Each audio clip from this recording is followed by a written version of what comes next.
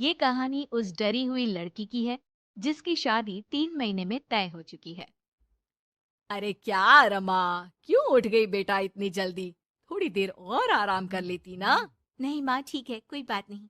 ये बताओ, चाय के साथ नाश्ते में क्या लोगी? अरे कैसी बात कर रही है रमा, कल तक तो तू ऑर्डर दिया करती थी कि ये खाना है वो खाना है। आज तू हमें पूछ रही है, क्यों बेटा?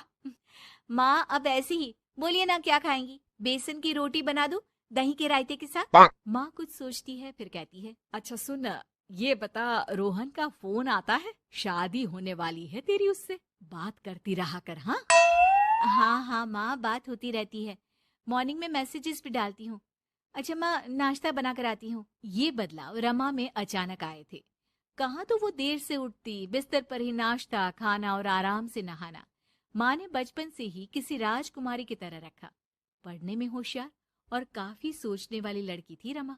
क्या बात है, आज तो नाश्ता बिल्कुल अलग बना है। ये कॉम्बिनेशन अपने घर में तो मैंने नहीं खाया। पापा, वो रोहन की मम्मी सोमवार को यही खाती है, इसलिए मैंने बनाया सीखने के लिए। ठीक नहीं लगा तो कुछ और बना देती हूँ।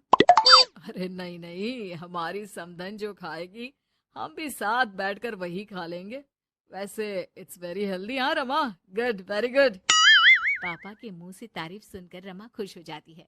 वो रोहन को फोन करती है। पता है, पापा ने मेरे हाथ के नाश्ते की तारीफ की, बोल रहे थे it's very tasty Rama. Good good, सही है। अच्छा देखो, कल मम्मी पापा कुछ भी ग्रीन वेजिटेबल का खाते हैं, जैसे पालक पनीर या फिर मिक्स सलाद के साथ ब्राउन ब्रेड। तुम बना लेना कल, और हाँ, पिक्स शेयर करना, मैं माँ को दिखा दूंगा।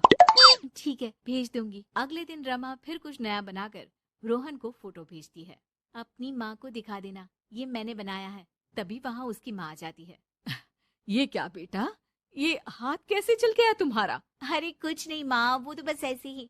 आप बताओ ना, क्या चाहिए? अरे कुछ नहीं बेटा, ला मैं हाथ में दवा लगा देती हूँ। माँ हाथ में दवा लगा रही थी कि पता नहीं रमा क्या सोच रही थी। थोड़ी परेशान सी थी। क्या हुआ रमा, क्यों परेशान लग रही हो?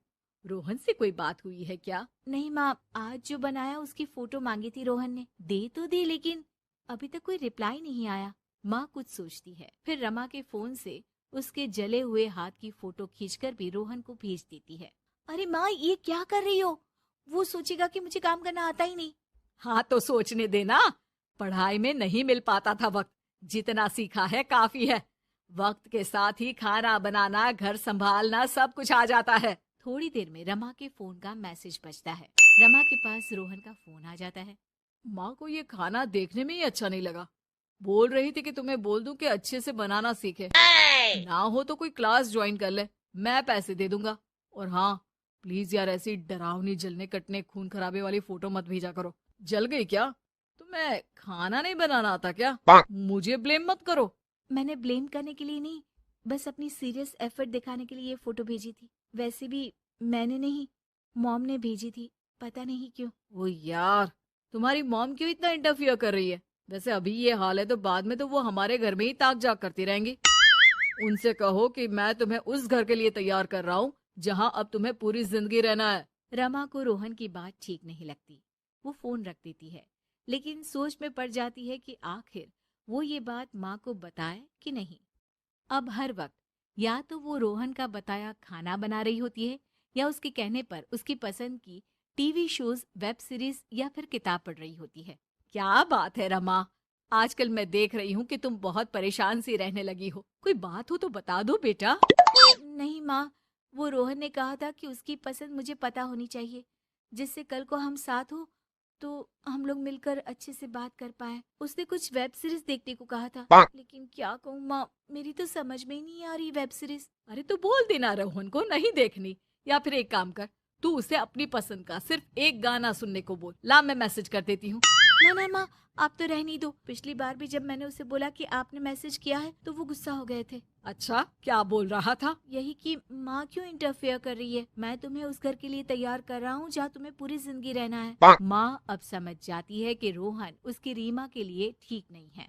रहने दे रीमा, ये रोहन मुझे ठीक नहीं लगता। तू बोल तो मैं कोई और रिश्ता देखूं। अरे नहीं माँ, मेरे पूरे फ्रेंड सर्कल में ये बात हो गई है। नाते रिश्तेदार आस पड़ोस सभी। हाँ, ठीक है बेटा, चल कुछ दिन और देख ले, लेकिन ये मत सोचना कि यहाँ शादी नहीं हुई तो कुछ बुरा हो जाएगा। ये देखना कि इससे शादी हुई तो भविष्य कैसा रहेगा। समझी? प्यार, विश्वास और इज्जत से बढ़कर कुछ भी नहीं है। रीमा माँ की बात पर हाँ बोलकर वहां से चली जाती है। अगले रोज रोहन का फोन रीमा के पास आता है। मैंने तुम्हें एक स्किन डॉक्टर का फोन नंबर दिया है। माँ बोल रही थी कि तुम सांवली हो और दिखने में भी नैन नक्श थोड़े। एक काम करो ना, तुम इनसे अपना ट्रीटमेंट शुरू करवा लो। होप कि थोड़ी देखने लायक हो जाओ। आज तक रीमा से किसी ने इस तरह बात नहीं की थी। वो ये बात सुनकर सीधे शीशे के सामने खड़ी हो जाती है।